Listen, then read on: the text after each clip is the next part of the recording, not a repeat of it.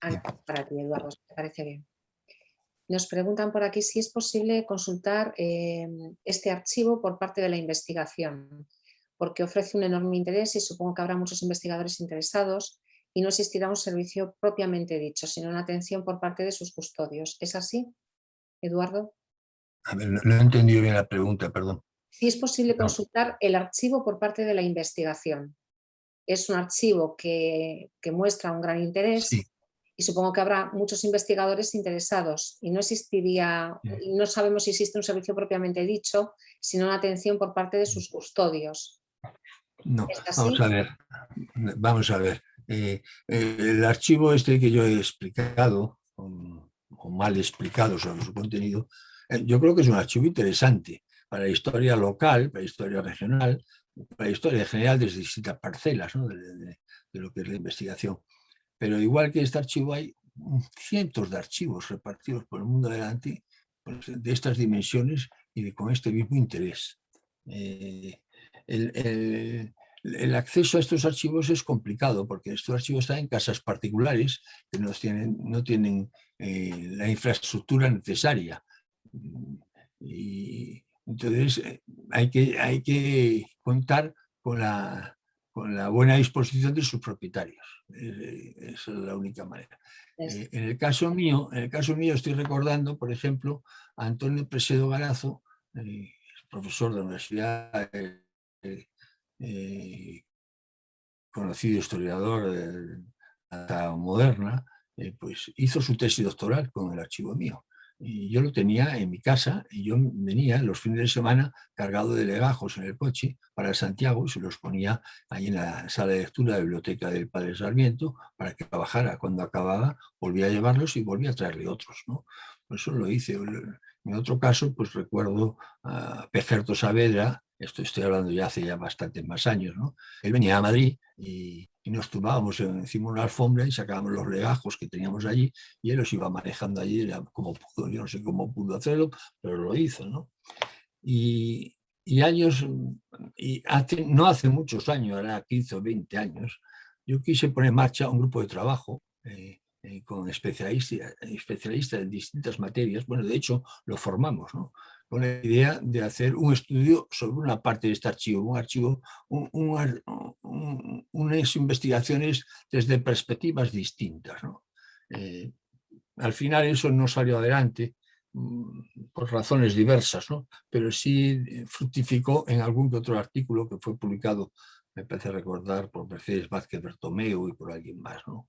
Es decir, que los archivos, pues bueno, no hay un acceso fácil a ellos, en este caso pues tampoco, pero sí hay una predisposición, tanto por mi parte, desde luego, y de luego yo creo por muchos de los propietarios que conozco también, salvaguardando eso que he dicho antes. Muy bien.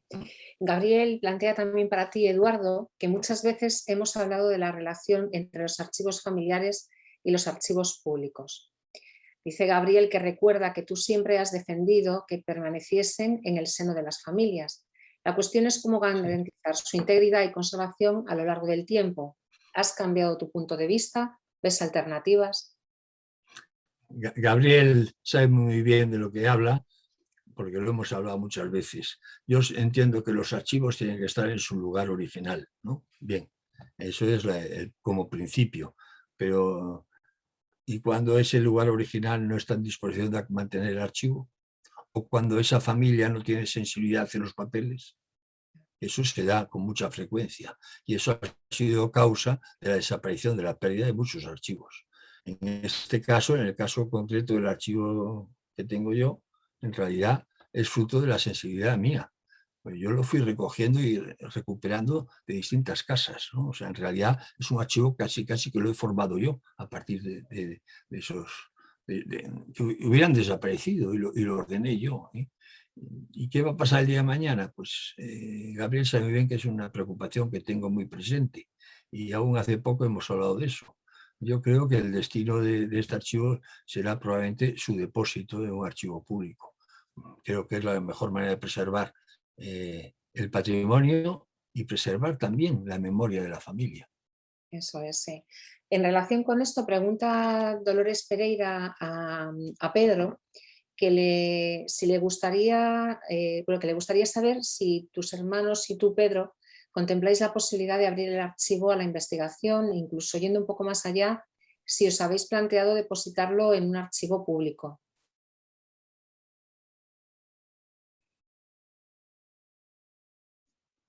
La verdad sea dicha, no creo que estemos en condiciones en este momento de depositar la documentación porque la simple crónica que yo he escrito ha levantado tempestades en algunos miembros de la familia que la han vetado y me han prohibido expresamente publicarla.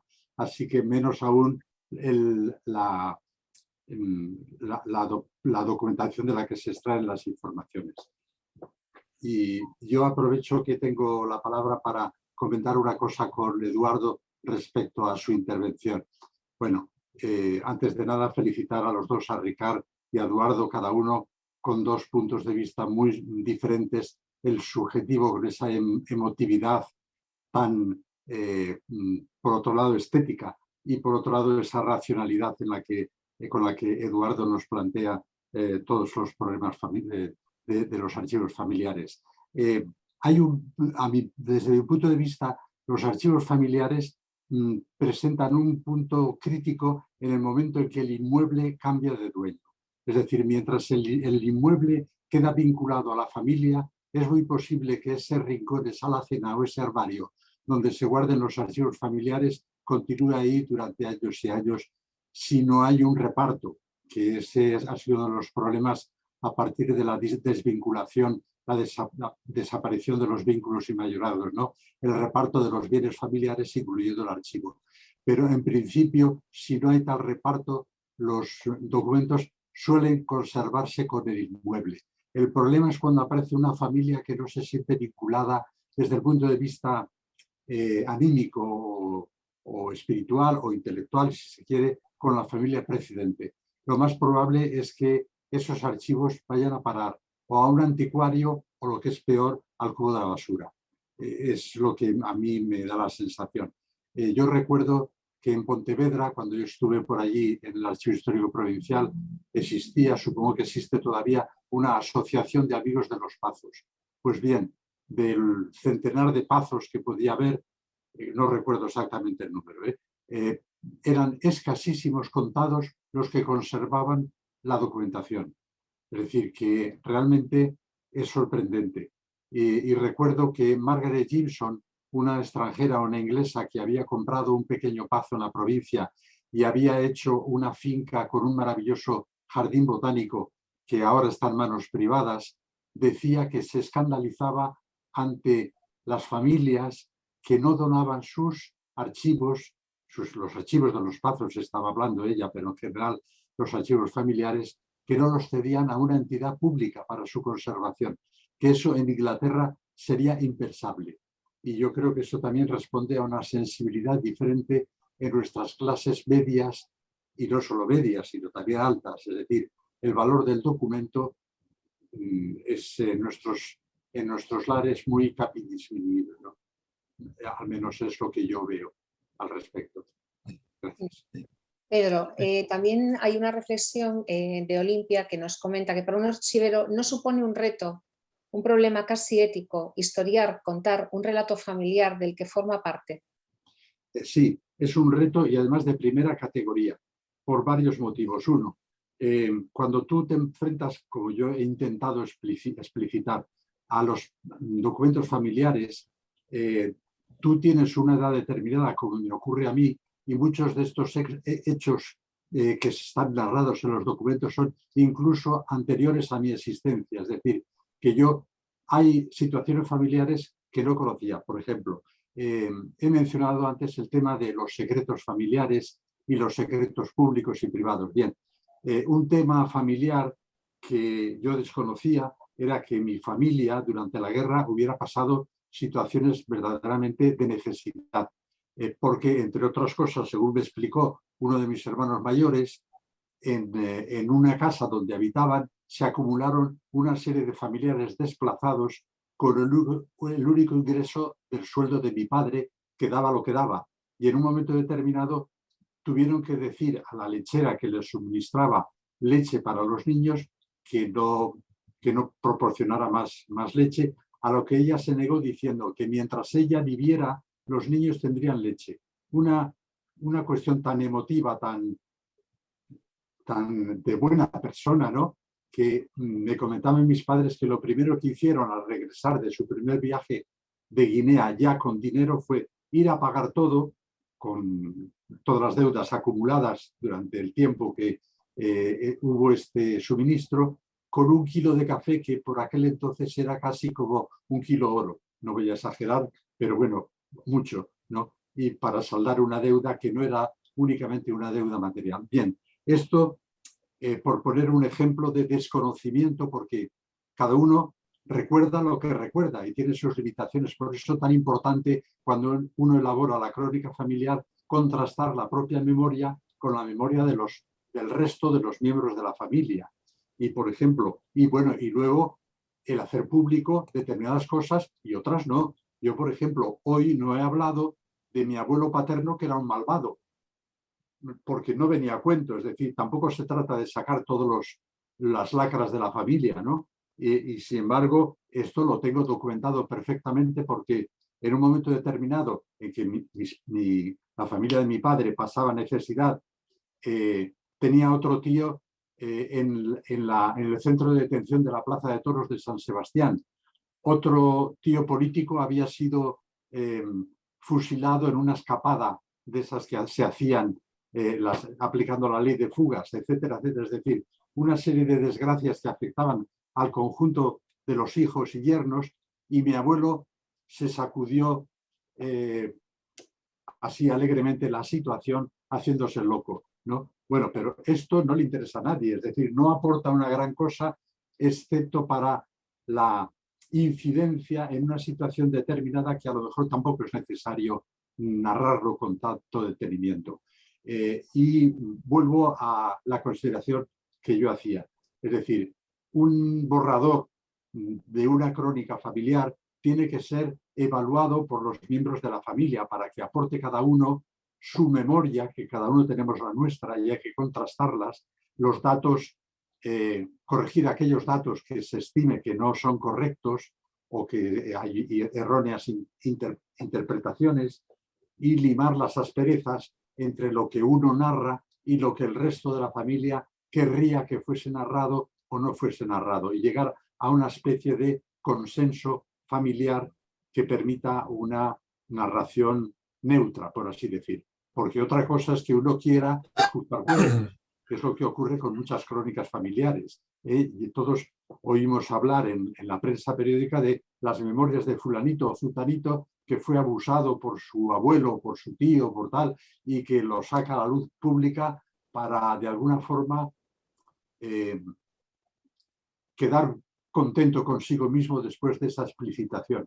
Bueno, la mayor parte de las veces esto no funciona así, ni tampoco es necesario, ni esos abusos son tan habituales como nos quieren hacer creer. Las familias, cada una tiene su punto débil, que vuelvo a insistir, generalmente hace referencia a sexo o a dinero, pero no son grandes crímenes, son pequeños detalles que no querríamos que saliesen a la luz pública.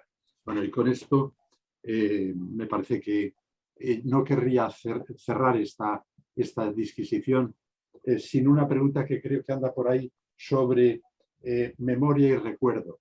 El recuerdo es una memoria puntual sobre un hecho determinado, ¿no? Mientras que la memoria es esa capacidad de almacenar y recuperar la información que hemos almacenado en un momento determinado. Y que también es algo diferente de la evocación, que la evocación la hacemos a partir de determinados objetos o elementos que nos relacionan ese objeto con un hecho pasado.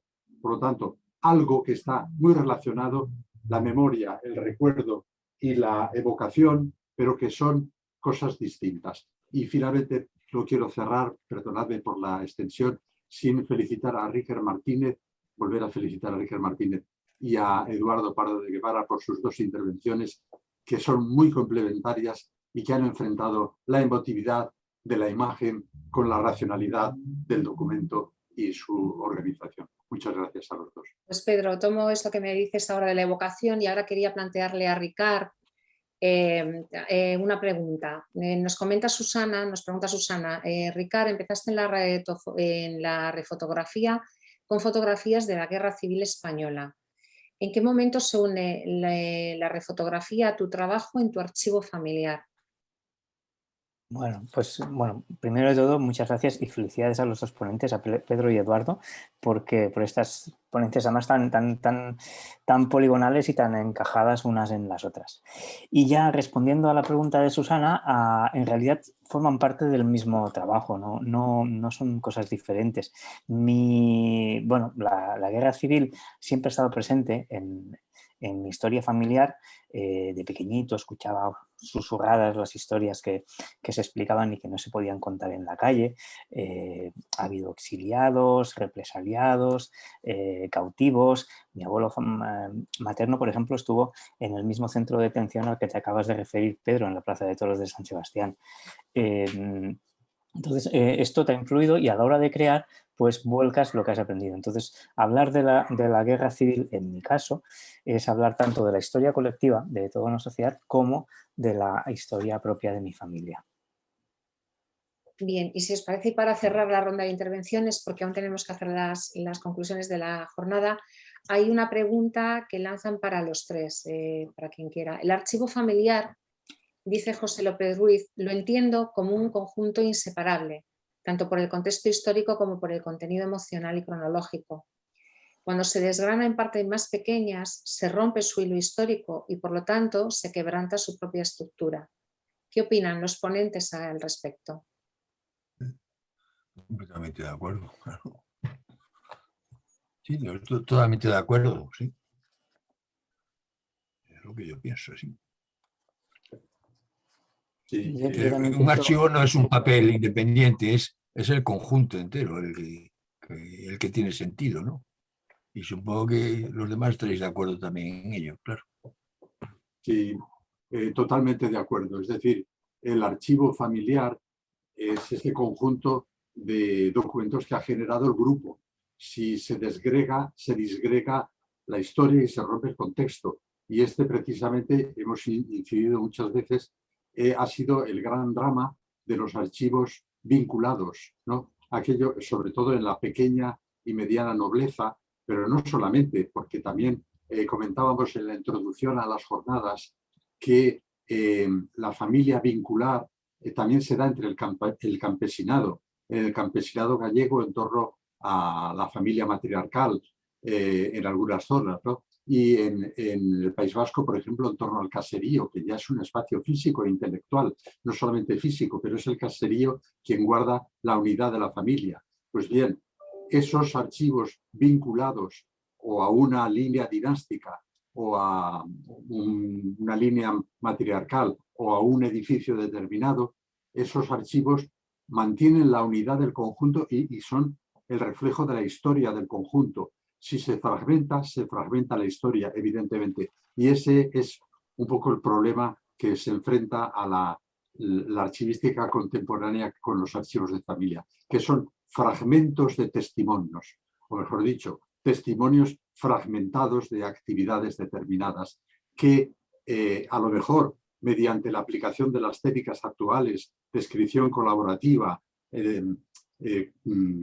elevación a pares de la documentación, etcétera, etcétera, permitirían a lo mejor vincular determinados documentos y series documentales con los de otros archivos familiares todavía pervivientes. El problema no es tanto que se hayan fragmentado como que hayan desaparecido y que se hayan destruido o que hayan pasado a manos, digamos, no respetuosas con lo que estamos haciendo o hayan salido para afuera, que también muchos han salido hacia otros países formando parte de otros patrimonios en este momento, ¿no?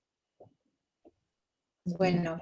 Sí, yo añadiría, totalmente de acuerdo, solo que en el caso, por ejemplo, de los archivos fotográficos familiares, También es dramático en el sentido de que, reconozcámoslo, cualquier archivo familiar está lleno de fotos similares, cuya única diferencia, único valor, es cuando están conectadas e identificadas las fotografías de los miembros de esa familia. A la que se disgrega pasan a ser imágenes de lo mismo, bodas, comuniones, gente en el campo, sin identificar, que ya no han perdido la conexión con aquel relato al que me he referido yo en mi explicación. Totalmente de acuerdo. Es el contexto lo que da el valor a los documentos. Si se rompe el contexto, perdemos información, sin duda ninguna. Muy bien, pues no me queda más que agradecer a Eduardo, a Ricard y a Pedro sus intervenciones y a anunciaros ahora que María del Mar García Miraz, que es vocal del patronato de la Fundación Olga Gallego, va a hacer unas reflexiones a modo de conclusión de estas terceras jornadas de la Fundación Olga Gallego. Cuando quieras, María del Mar. Pues efectivamente que llegó el momento de cerrar estas terceras jornadas Olga Gallego de Archivos, que se vienen desarrollando cada jueves durante las últimas 4 semanas con el título de Sumando Miradas. La primera sesión se dedicó a la mirada de los archiveros especialistas.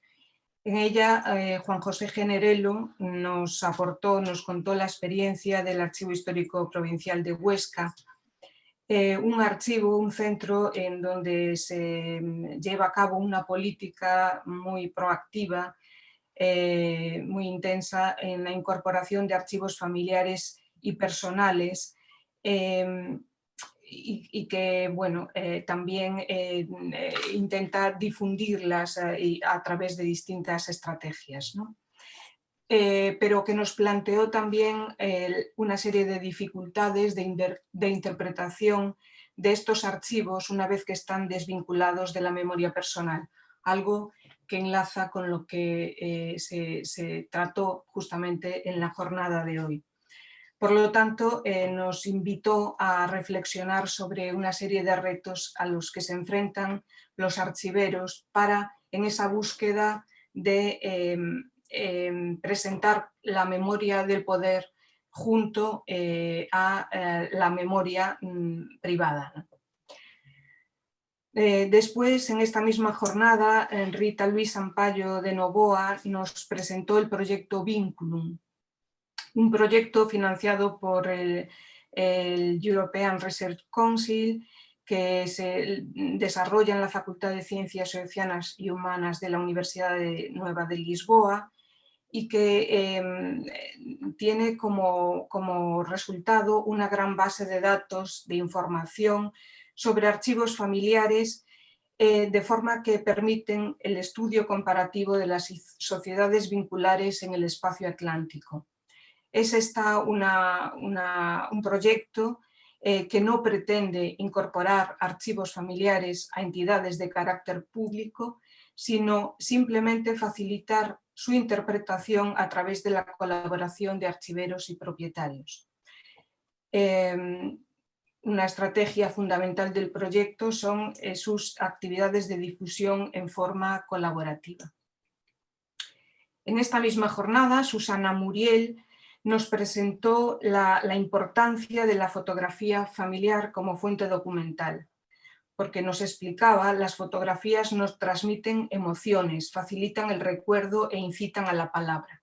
Por lo tanto, resultan instrumentos fundamentales para reconstruir la vida de las personas y, por extensión y en colaboración estrecha con los archiveros, para interpretar nuestra memoria social. La segunda sesión, que se celebró el 27 de mayo, se dedicó al uso de los archivos familiares por los artistas visuales. En ella, Tatiana Avellán nos presentó su trabajo artístico de manipulación de fotografías y otros documentos como una forma de buscar y construir en los márgenes de la memoria y del olvido su propia memoria subjetiva. Miquel Bert nos planteó su trabajo como muralista en el espacio público como una búsqueda de identidad a través de elementos desdibujados, rechazados, anónimos, que transmiten el subconsciente colectivo y la dificultad que siempre conlleva el acercamiento a nuestros orígenes. Susana Blasco, diseñadora gráfica y colajista, nos contó que su trabajo como artista parte de fotografías encontradas que le invitan a reflexionar sobre las huellas del paso del tiempo. Sobre ese producto aparentemente estático, construye sus intervenciones dinámicas que distorsionan las imágenes para crear nuevas emociones e interpretaciones. La tercera sesión se dedicó a las fuentes de investigación en los archivos familiares. Aquí James Fernández y Luis Argeo nos contaron un proyecto que está relacionado con las comunidades de migrantes españoles en Estados Unidos y que tiene como objetivo la creación de un archivo de fondos familiares, la generación de una comunidad alrededor de este trabajo y su difusión a través de diversas publicaciones o exposiciones. Su experiencia evidenció la discordancia entre la memoria, siempre subjetiva, y la historia, construida a partir de testimonios materiales conservados. Ahí voy. Teresa García Ballesteros y Juan Antonio Fernández Rivero presentaron su trabajo de coleccionistas desarrollado durante más de 30 años con el fin de recuperar un patrimonio fotográfico que nos permita aproximarnos a diferentes aspectos no siempre bien conocidos de la historia colectiva. Y Carolina Borrazás presentó la experiencia del Archivo de la Emigración del Consello da Cultura Galega y las distintas estrategias para la formación, gestión y acrecentamiento de este centro que busca esencialmente el contacto con los propietarios y crear un importante banco de imágenes, no tanto custodiar los documentos propiamente dichos. Por último, la jornada de hoy se dedicó a los archivos familiares en primera persona. Pedro López nos contó en primera persona su experiencia en torno a las trampas que nos tiende la memoria y la necesidad de contextualizar documentos y recuerdos. Ricard Martínez nos aproximó a la retrofotografía, nos habló de una forma de superponer espacios y miradas para conocer mejor la historia y hacer perceptibles los recuerdos en el lugar donde se fotografiaron y de preguntarnos también por el futuro. Y Eduardo Pardo pues nos contó en su condición de historiador y de propietario de un archivo familiar su experiencia en la organización e investigación sobre su archivo. En realidad, la intervención de Eduardo nos cerró un poco el círculo, enlazó con aquellas preguntas que se hacía el primer día Juan José Generelo sobre esa dificultad que entrañan los archivos familiares para desentrañarlos, para interpretarlos, cuando muchas veces no disponemos de esa memoria personal, de esa memoria familiar. Bueno, en resumen, podemos decir que estas jornadas fueron novedosas porque reunieron alrededor de un tema, el de los archivos familiares, aportaciones y enfoques muy diversos.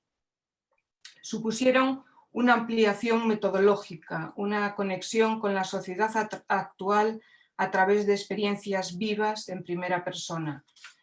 Fueron todas unas aportaciones muy emotivas que nos invitaron a reflexionar sobre el paso del tiempo, la huella que deja y su proyección cara al futuro. Por eso, desde la Fundación Olga Gallego queremos felicitar a todas las personas que intervinieron, a todos los ponentes, a todos los inscritos en las jornadas por sus preguntas. Y bueno, invitamos a todos a seguir sumando miradas. Bueno, y con esto pues nada, me queda únicamente decir que todas las aportaciones, con todas las ponencias podrán consultarse en la página de la Fundación. Bueno, pues en un tiempo esperamos que lo más breve es de forma más extensa, ¿no? Hay un y que incluso es posible que se imprima, ¿no? De lo cual, bueno, pues haremos partícipes a todas las que... Sí. No sé, ¿alguien decía algo? Yo, ¿Algún Mar, problema o algo? se oía un poco entrecortado. Perdón. Retomo yo ya para finalizar. Lo que decía Mar es que estamos... ¿Se me oye? Sí. Sí. Sí, que estamos trabajando en la edición impresa de los textos, que los textos se colgarán también en la página y probablemente se editen los vídeos que también se colgarán. Ahora, antes de finalizar y dar por cerradas las jornadas, nos gustaría hacer una foto de familia, una foto de todos los que estamos hoy aquí. Os pedimos para eso que por favor activéis vuestras cámaras y que esta foto quede como recuerdo de estas jornadas que para nosotros, para la Fundación Alga Gallego, han sido novedosas en cuanto al formato, que no nos han permitido estar de forma presencial, tomar esos cafés que solíamos hacer, pero nos han permitido también tener gente desde el otro lado del charco, como se suele decir, y ampliar miradas y sumar miradas. Y que estas miradas que tenemos hoy todos aquí que queden como una foto fija, como recuerdo de estas terceras jornadas. Gracias. Pedro, si quieres decir algo, por favor. No, yo solamente quería disculparme por mi intervención tardía debido a cuestiones de carácter mecánico y agradecer a todos su presencia, que ha sido para la Fundación también muy enriquecedora en cuanto a un nuevo método de trabajo y de proyección al exterior, y especialmente a los ponentes, sin los cuales evidentemente esto no podría haber llegado a buen fin. Pero también, como se decía de la universidad, a los oyentes, asistentes, porque sin asistentes no hubiese habido jornadas, evidentemente. Así que a todos mi agradecimiento y mi enhorabuena por su participación. No sé si quieres tú cerrar, Isabel, creo que sí que te corresponde. Pues con las palabras de Pedro, esperamos que nos veamos pronto, sea en temas virtuales, sea de forma presencial, que estemos bien, que es lo importante, y a seguir trabajando en otros proyectos. Un saludo para todos. Hasta la próxima. Gracias.